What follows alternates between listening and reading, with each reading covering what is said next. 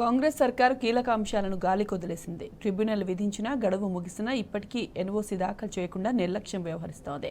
వచ్చే నెలలో వాదనలు ప్రారంభం కానున్నా అందుకు ఎలాంటి చర్యలు చేపట్టకపోవడంపై అనుమానాలు వ్యక్తమవుతున్నాయి. రాజకీయాలే పరమావధిగా శ్వేతపత్రాలను విడుదల చేస్తూ ప్రాజెక్టుల చుట్టూ తిరుగుతున్నదే తప్ప కీలకమైన ట్రిబ్యునల్కు సంబంధించిన అంశాలపై దృష్టి సారించలేదు.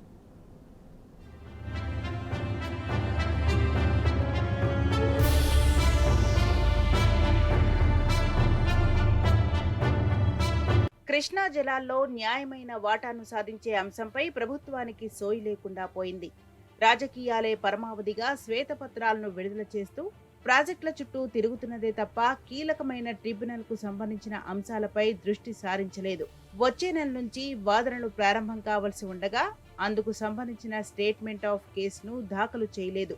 రేవంత్ సర్కార్ నుంచి ఎలాంటి స్పందన లేక ఇంటర్ స్టేట్ విభాగం అధికారులు ఏం చేయాలో తెలియని స్థితిలో కొట్టుమిట్టాడుతున్నారు. కరువు, వర్షపాతం లాంటి పరిస్థితులతో పాటు సాగుకు యోగ్యమైన భూములు, క్యాచ్మెంట్ ఏరియా విస్తీర్ణం తదితర అంశాల వారీగా ట్రిబ్యునళ్లు నదీ జలాల్లో వాటాలను కేటాయిస్తాయి. అందుకు విరుద్ధంగా కేవలం అప్పటికే వినియోగంలో ఉన్న కృష్ణా జలాలను మాత్రమే ఏపీ పునర్విభజన చట్టం 2014లోని సెక్షన్ 89 ప్రకారం ప్రాజెక్టుల వారీగా ఏపీ, తెలంగాణకు జలాలను కేటాయించాలని కేంద్ర ప్రభుత్వం గతంలో బ్రిజేష్ కుమార్ ట్రిబ్యునల్కు మార్గదర్శకాలను జారీ చేసింది. కానీ ఆ మార్గదర్శకాలతో తెలంగాణకు ఒరిగిందేమీ లేదని గత బీఆర్ఎస్ ప్రభుత్వం స్పష్టం చేసింది.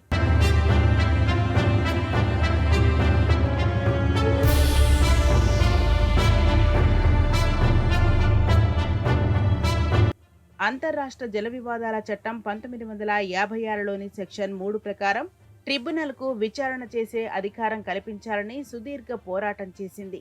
దీంతో దిగివచ్చిన కేంద్రం సెక్షన్ 3 ప్రకారం కృష్ణా జలాలను పంపిణీ చేయాలని కృష్ణా జల వివాద ట్రిబ్యునల్ 2కు గతేడాది అక్టోబర్లో నూతన మార్గదర్శకాలను జారీ చేసింది.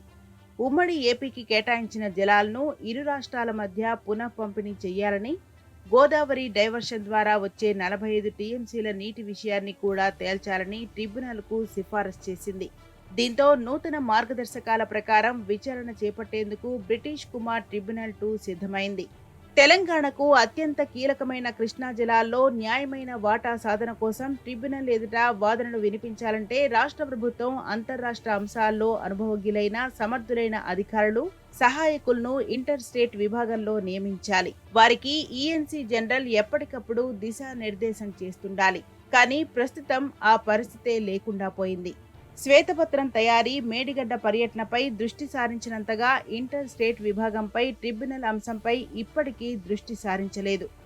ఇంటర్ స్టేట్ అధికారులతో ప్రత్యేక సమావేశాన్ని నిర్వహించి వారికి దిశానిర్దేశం చేసేందుకు ఇప్పటి వరకు ఎలాంటి చర్యలు చేపట్టలేదు. మరోవైపు ఇంటర్ స్టేట్ విభాగం సిఈ మోహన్ కుమార్ ఇటీవల 4 రోజుల సెలవుపై వెళ్లడంతో ప్రభుత్వం ఆ బాధ్యతలను ఈఎన్సీ జనరల్ వద్ద విధులు నిర్వర్తిస్తున్న చీఫ్ ఇంజనీర్ శంకర్ నాయక్ కు అప్పగించి చేతులు దులిపేసుకున్నది.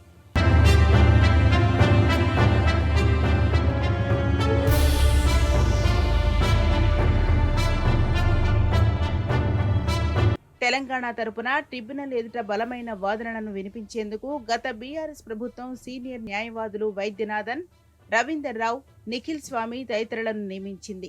కానీ ప్రస్తుత రేవంత్ సర్కార్ తమను కొనసాగిస్తుందా లేదా అనే డైలమాలో పడిపోయిన ఆ న్యాయవాదులు విచారణకు సంబంధించిన అంశాలను పొందుపరచడానికి సంశయాన్ని వ్యక్తం చేస్తున్నట్టు సమాచారం. ప్రభుత్వం నుంచి స్పష్టమైన హామీ వస్తే తప్ప ట్రిబ్యునల్కు సంబంధించిన అంశాలను ముట్టుకోకూడదనే భావనలో వారు ఉన్నట్టు తెలుస్తున్నది.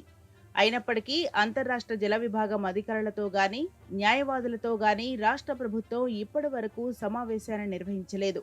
దీంతో ఏం చేయాలో తెలియక అంతర్రాష్ట్ర జల విభాగం అధికారులు దిక్కుతోచని స్థితిలో ఉన్నారు. కృష్ణా జలాల్లో న్యాయమైన వాటా దక్కాలంటే ట్రిబ్యునల్ ఎదుట తెలంగాణ ప్రభుత్వం బలమైన వాదనలు వినిపించాల్సి ఉన్నది.